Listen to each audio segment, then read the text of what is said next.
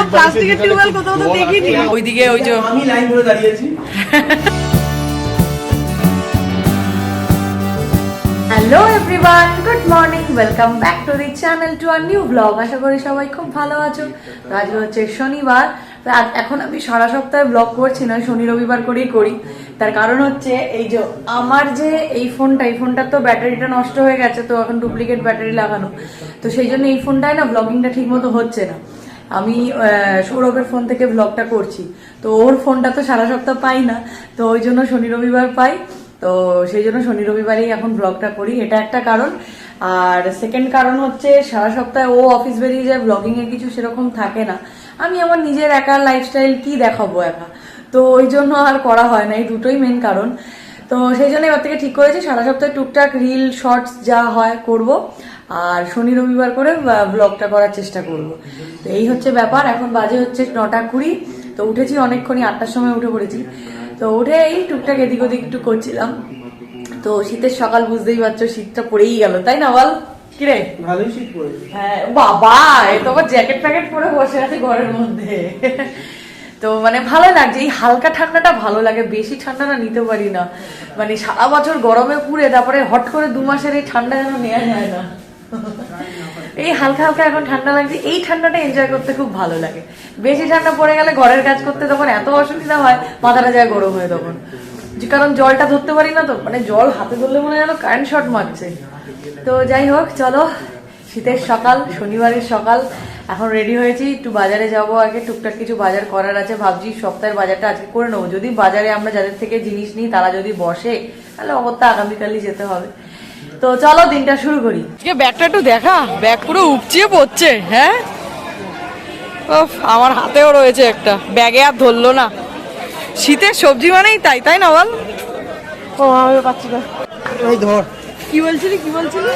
সস্তা কিছু হয়নি। সত্যি তাই, সস্তা কিছু হয়নি, বাট শীতের সবজি দেখলে লোভ লাগে, সেই জন্য কিনে ফেললাম আর কি। স্যাটারডে ব্রেকফাস্ট, পরোটা অ্যান্ড বেগুন ভাজা।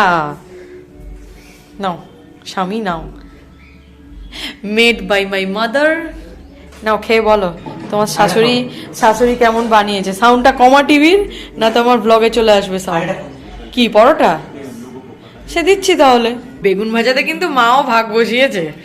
রুটি আর বেগুন ভাজা অমৃত না মা?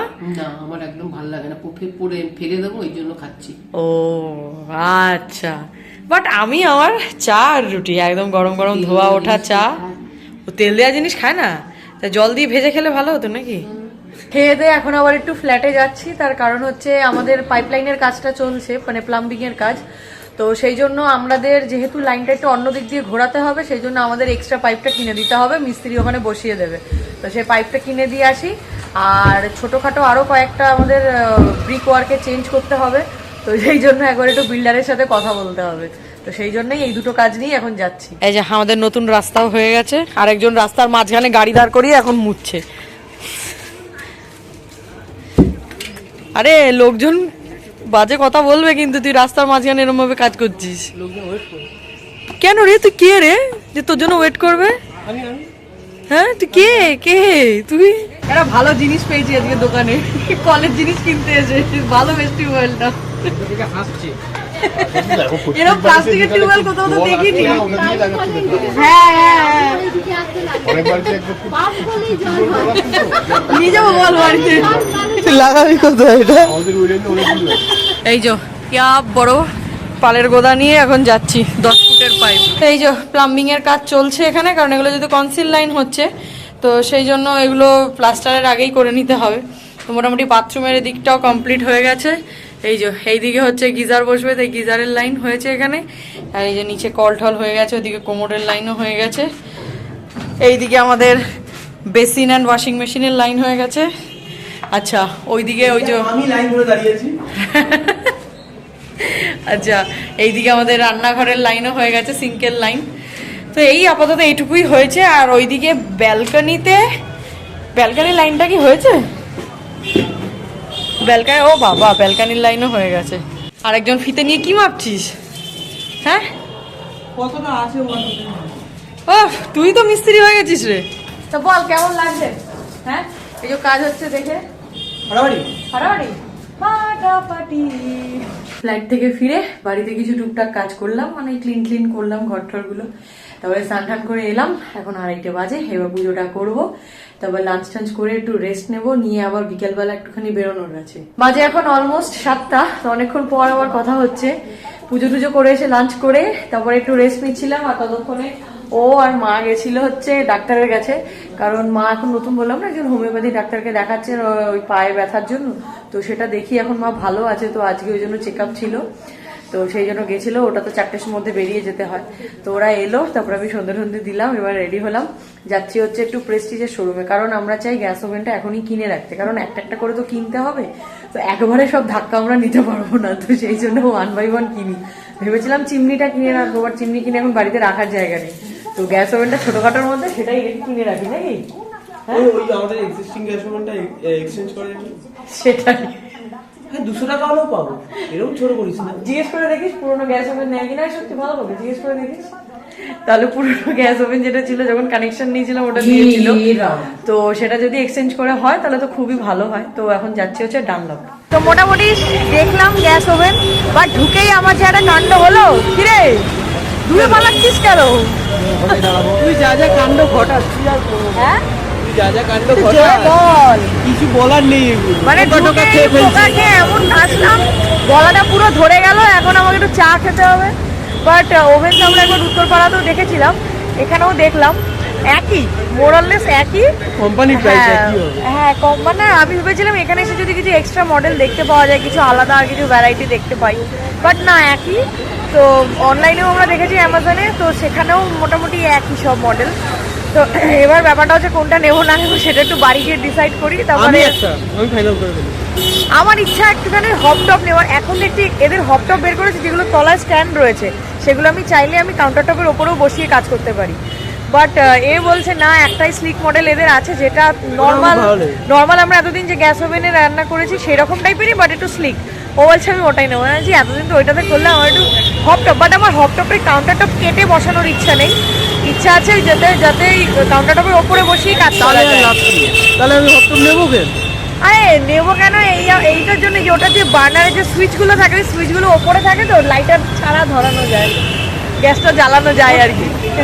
হ্যাঁ। দেখা যাক এবার লটারি করবো, কে যেতে সেটাই নেওয়া হবে।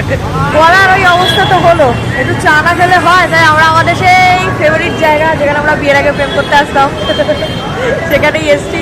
আর এখন বড় ঘরে চা খেয়ে নিজেদের এলাকায় চলে এসছি, এসে একটুখানি হালকা ফুলকা একটু পেট পুজো করছি। এ আবার অনেকদিন ঝালমুড়ি খায় না বলে ঝালমুড়ি নিল, আর আমি অল্প একটুখানি ঘুগনি নিলাম।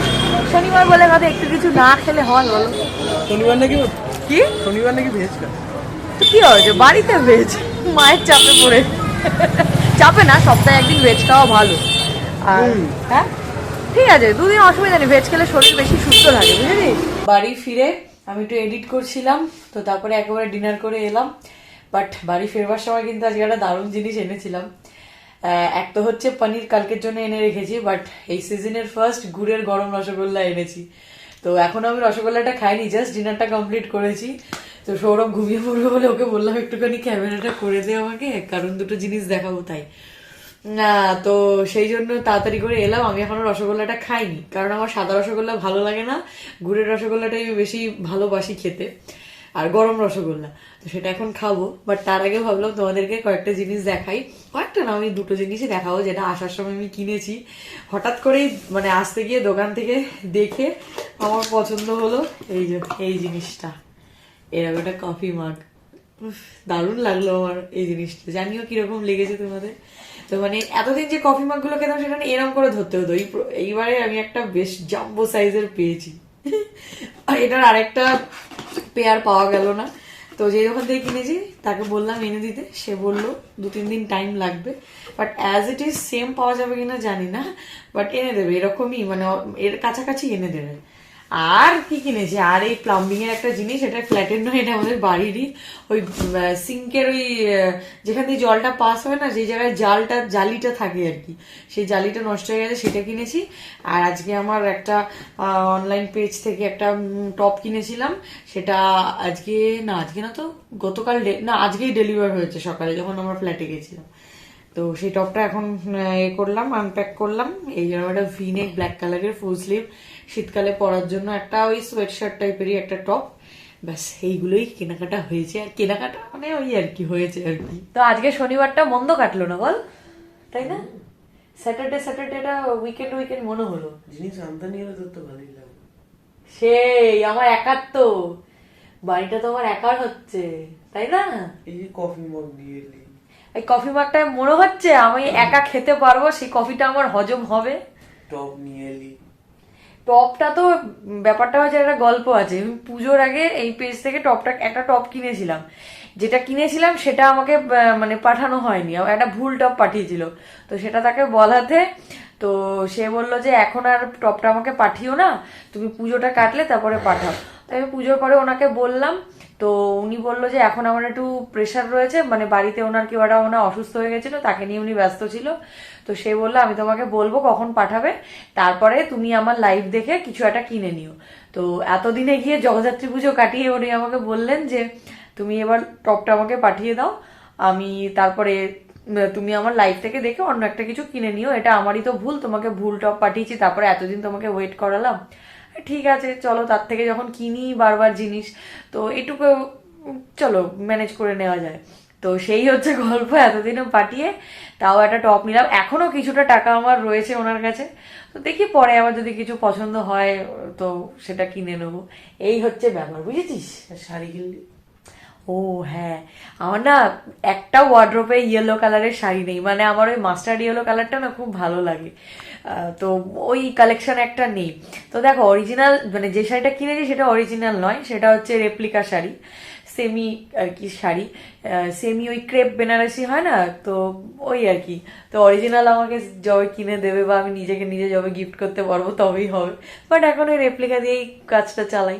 তো বিয়ের সিজন আসছে, আমাদেরও মনে হয় এবারে বিয়ের সিজনে একটা নিমন্ত্রণ আসতে পারে, তো সেই জন্য ভাবলাম এই শাড়িটা কিনি। তো ওই আর কি, দেখে এতটাই পছন্দ হলো, এই শাড়িটা আমি অনেকদিন ধরে খুঁজছিলাম, অনেক জায়গায় পাচ্ছিলাম না, তো পেয়ে গেলাম যখন আর কি হাতছাড়া করা যায়, তাই না বলো? কি ভালো কাটলো না স্যাটারডেটা। হ্যাঁ, এটা কিন্তু আমি নিজেই নিজের পকেট মানি থেকে কিনেছি, হ্যাঁ ও কিন্তু কিনে দেয়নি। আহা কি আবার। হ্যাঁ, তো যাই হোক, আমার কালকে সানডে, আবার সকালে উঠে রান্না বান্না এইসব। কালকে আমার এক দিদি আসবে আমাদের বাড়িতে আবার, বাট কালকে সকালে ব্রেকফাস্টটা কিন্তু দারুণ হবে। হ্যাঁ আমি বানাবো, অনেক দিনের অপেক্ষায় রয়েছি। গতকাল বানাবো ভেবেছিলাম রাত্রের ডিনারে, বাট সেটা ডিনারটা আগে থেকে তৈরি হয়ে গেছিলো বলে আর কালকে বানালাম না। আগামীকাল সকালে ব্রেকফাস্টেই বানাবো, আমার আর ওর দুজনেরই খুব ফেভারিট সেই জিনিসটা, সেটা কালকের ব্লগেই দেখো। তো চলো আজকের এই ব্লগটা এখানেই এন্ড করে দিচ্ছি। তো যদি এই ব্লগটা অবধি দেখে রাখো আর কিছু ভালো লেগে থাকে, Then please do like, share and subscribe to our YouTube channel, The Easy Life of Shani. তোমাদের সাথে দেখা হচ্ছে কালকের ব্লগে। ততক্ষণের জন্য ta-ta, good night, stay happy, stay healthy, stay with us, love you all.